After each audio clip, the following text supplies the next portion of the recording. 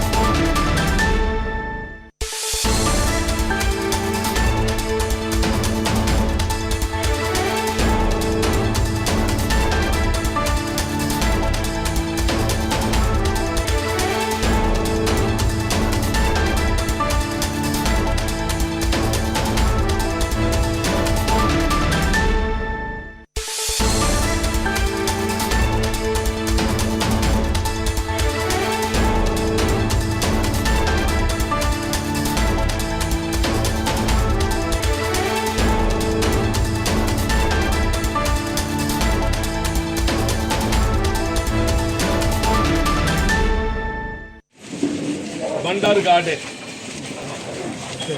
దయచేసి అందరూ 10 గంటల కూడా బండారు గార్డెన్ అదే అంటారు. ఎందుకంటే కాంగ్రెస్ పార్టీతో మన శివజన్ కాబోతుంది కాబట్టి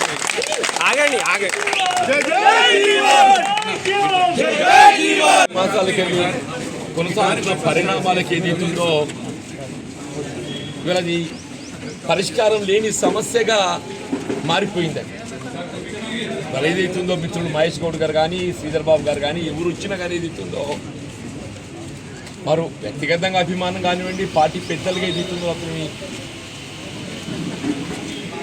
వీళ్ళ కాంగ్రెస్ పార్టీలో కొనసాగడానికి కొరకు ఏదైతుందో మరి వారి అభిప్రాయం చెప్పి కొంత నన్ను సంయమనం పాటించడానికి వచ్చి ఉండొచ్చు.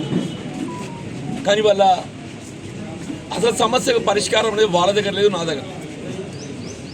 ఇప్పుడు ఏమైనా సమస్యకు పరిష్కారం అనేది ఉండాలి. ఆ సమస్యకి ఏదైతుందో పరిష్కారం ఇవాళ ఈ ఊరడింపులకు వచ్చిన దగ్గర లేదు. సరే నన్ను అడిగినా నా దగ్గర కూడా లేదని చెప్పండి, టు బి ఫ్రాంక్. ఎందుకంటే అది దాటిపోయింది. అది దాటిపోవడానికి కారకులు ఎవరు కూడా ఆలోచన చేసుకోవాలని చెప్పి అంటారు. నేను పార్టీ మారడం కొంత ఇబ్బందికరమైనటువంటి ఒక అంశం. రేపు భవిష్యత్తు నేను రాజకీయంగా ఏ నిర్ణయం తీసుకున్నా కానీ నాకు ఈ 4 దశాబ్దాల కాంగ్రెస్ పార్టీ అనుబంధం, గౌరవం నేను ఏమీ పొందగలుగుతా ఊహించలేనని చెప్పి అంటున్నాను.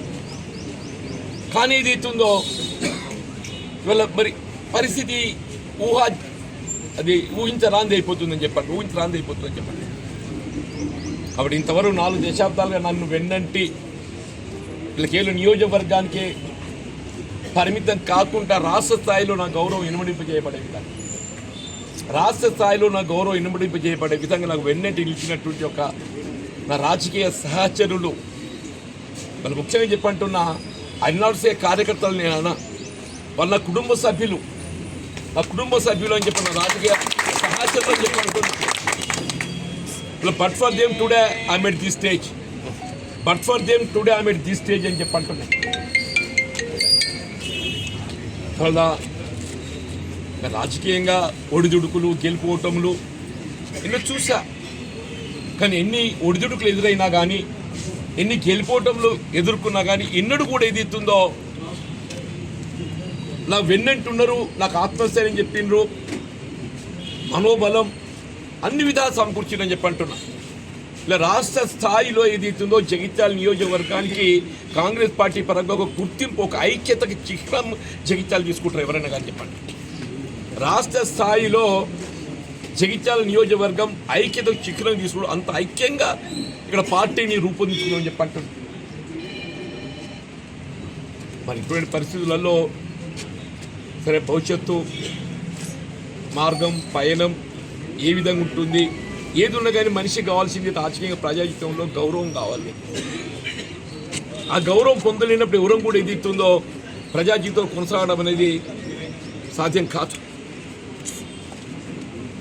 ఇలా మనం రాజకీయ పోరాటం అనేది ఎవరి చేస్తున్నాం మనకు తెలియాలి. నేను చెప్పట్టు ఒక ప్రత్యర్థి మీద రాజకీయ పోరాటం చేయటం మనకు తెలుసు, ఎవరైనా యుద్ధం చేస్తున్నామనే సంగతి.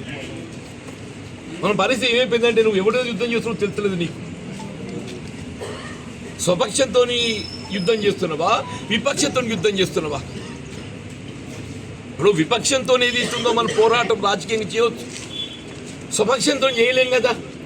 ఇప్పుడు ఏమైపోయిందంటే కాంగ్రెస్ పార్టీలు కొనసాగడం అంటే స్వపక్షంతో పోరాటం చేసే పరిస్థితి. స్వపక్షంతో పోరాటం చేయడం అనేది ఎవరికి మనసు అంగీకరించదు, నాకు మనసు అంగీకరించదని చెప్పి అంటున్నా. సరే, మన మున్సిపల్ ఎన్నికలు విధిలేని పరిస్థితులలో స్వపక్షాన్ని విభేదించి పోరాటం చేసిన పరిస్థితి ఏర్పడ్డది. I further doesn't want such situation. మన మున్సిపల్ ఎన్నికల్లో ఏర్పడ్డ ఒక పరిస్థితి మళ్ళీ ఏర్పడడం నేను కోరుకోవటం లేదు. వాళ్ళు ఎక్కడున్నా మన విపక్షంతో మనం పోరాటం చేస్తాం, రాజకీయంగా కానీ ప్రజా జీవితంలో ఏదైనా కానీ. స్వపక్షంతో పోరాటం చేయడం అనేది ఎవరు కోరుకోమో అటువంటి పరిస్థితి ఏర్పడకూడదని చెప్పండి. అటువంటి పరిస్థితి ఏర్పడడంతో వల్ల ఈ నిర్ణయం తీసుకోవాల్సి వచ్చింది. వాళ్ళు నాకు ఇంత అండగా నిలుస్తున్న కార్యకర్తలు అంటే నేను ఇప్పుడే అనగా నేను నా సహచరులు అని చెప్పాను. నేను నా సహచరులు కుటుంబ సభ్యులు ఏదైతుందో వారికి నేను నా జీవితకాలం నేను రుణపడి ఉంటా. వాళ్ళు నా గౌరవంతో వాళ్ళ గౌరవం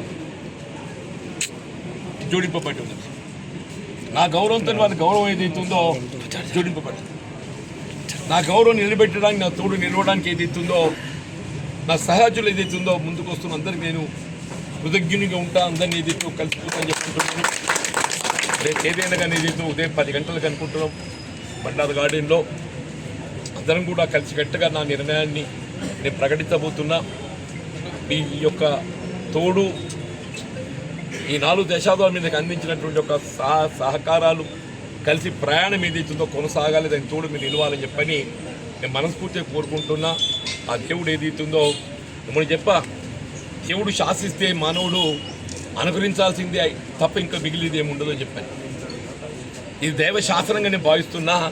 ఆ దైవశాస్త్రాన్ని ధిక్కరించేటువంటి ఒక ఆస్కారం మనం మానవ మాత్రం అని చెప్పి అంటున్నా. నేను దీన్ని దైవశాస్త్రంగా భావిస్తున్నాను చెప్పని రాజీనామా చేసిన తర్వాత ఆ యొక్క అభిప్రాయాన్ని ఏదైతుందో ప్రజలకు చేరవేయాల్సినటువంటి ఒక బాధ్యత నాపై ఉంటుంది. నేను ప్రజా యొక్క అభిప్రాయము వాళ్ళ యొక్క మద్దతు పొందే ప్రయత్నం చేయాల్సి ఉంటుంది. తప్పకుండా ఆయన గౌరవం ఉంది కాన్స్టిట్యున్సీ, తప్పకుండా ప్రజల్లోకి పోతా, ప్రజాక్షేత్రంలోకి పోతాం. మీ రాజీనామాతో కాంగ్రెస్ పార్టీకి నష్టం వాటించింది. సరే, లాభము నష్టం అని కాదే, కలిసి ఉన్న వాళ్ళు విడిపోతుంటే ఒకరు పోతుంటే ఎవరికైనా కొంత ఇబ్బందికరంగా భావిస్తారు. నేను నష్టం లాభం అని చెప్పాను కాదు కదా. నాకు ఎవరు కూడా కోరుకోరు. వాళ్ళు నాకు ఇంతమంది అభిమానులు ఉన్నారే, నేను రేపు ఏ ఒక్కరు కూడా నాకు దూరమైన కన్నా బాధ అనిపించదా? నాకు అందరూ నాతో కలిసి ప్రయాణం చేయాలని కోరుకుంటా. నేను అందరూ నాతో కలిసి ప్రయాణం చేయాలని కోరుకుంటా. నేను కానీ ఏదో నలుగురు ప్రయాణం చేయలేకపోతారు, అది నాకు ఇబ్బందికరమే కదా. మరి వాళ్ళ దృష్టిలో నా గురించి ఏముందో నాకు తెలియదు, కానీ నేనైతే కలిసి ప్రయాణం చేయాలని చెప్పని నిన్నటి వరకు భావించిన కాంగ్రెస్తోని ఇవాళ ఈ సిచ్యువేషన్ 15th నాడే నేను ఇప్పుడు సచిన్ సావంత్ ఎవరైతే సెక్రటరీ గారు వచ్చిండ్రో నేను మరి 15th Feb చెప్పాను. నేను మున్సిపల్ ఎన్నికల చైర్మన్ ఎంపీకి సంబంధించి ఏదైతుందో నా అభిప్రాయం చెప్పాను. నేను అభ్యర్థిగా ఎవరిని ఎంపిక చేస్తే బాగుంటుంది, కాంగ్రెస్ పార్టీకి అనుబంధంగా మొదటి నుండి ఎవరినో వాళ్ళని చేస్తే బాగుంటుంది, క్రమశిక్షణకు కట్టుబడి ఉన్నటువంటి ఒక నాయకులు చేస్తే బాగుంటుంది సూచించాను. సరే, అల్టిమేట్గా డిసిషన్ ఏది ఉన్నా కానీ I will avoid by it అని చెప్పాను. అల్టిమేట్గా డిసిషన్ ఏది ఉన్నా I will avoid by it. కేవలం కాంగ్రెస్ పార్టీ బీఫామ్ మీద ఎంపికైన వారితో కాకుండా వారితో పాటుగా నేను సంబంధించిన ఇండిపెండెంట్లు కూడా తప్పకుండా కాంగ్రెస్ పార్టీ అధిష్టాన నిర్ణయం కట్టుబడి ఉంటారు. కానీ తదుపరి భవిష్యత్తు నా నిర్ణయం ఏ విధంగా ఉండబోతుందో నేను కూడా మరి ఊహించే పరిస్థితుల్లో లేను. దీని తదుపరి నేను తీసుకోబోయే నిర్ణయం ఏ విధంగా ఉంటుందో నేను ఊహించే పరిస్థితుల్లో లేదు. It's only left to my fate. ఇవాళ విధికి నేను వదిలేయాల్సి వస్తుంది. వీళ్ళ కర్మ సిద్ధాంతం కర్మ ఎటు తీసుకెళ్తుందో నాకు తెలియదు. బట్ నా నిర్ణయం మాత్రం ఏదైతుందో నేను అప్పుడే చెప్పాను. వాళ్ళ సెక్రటరీ గారికి చెప్పా, ఈ మున్సిపల్ చైర్పర్సన్ ఎంపీకి వరకు మాత్రం ఏదైతుందో తప్పకుండా పార్టీ నిర్ణయం కట్టుబడి తదుపరి ఏదైతుందో ఆ నిర్ణయం ఏ విధంగా ఉంటుందో నేను కూడా ఊహించే పరిస్థితుల్లో లేను. మీరు కూడా దయచేసి ఏదైతుందో నా నిర్ణయం ఏ విధంగా ఉంటుందో మీరు ఊహించకండి. రాజీనామా అనంతరం ఏదైనా ఇంకా అంతలా ముందైతే రాజీనామా చేసినాక మిత్రుడు అని ప్రజాక్షేత్రం పోదా ఉన్నారు. ప్రజాక్షేత్రం పోయిన తర్వాత ఏముంటో చూద్దాం. మీ ప్రజా సేవ చేయడానికి ఒక రాజకీయ పార్టీ అండ ఉంటే బాగుంటుంది ఎవరైనా భావిస్తామని. ఎట్లుంటో చూద్దాం బాబు. Thank you.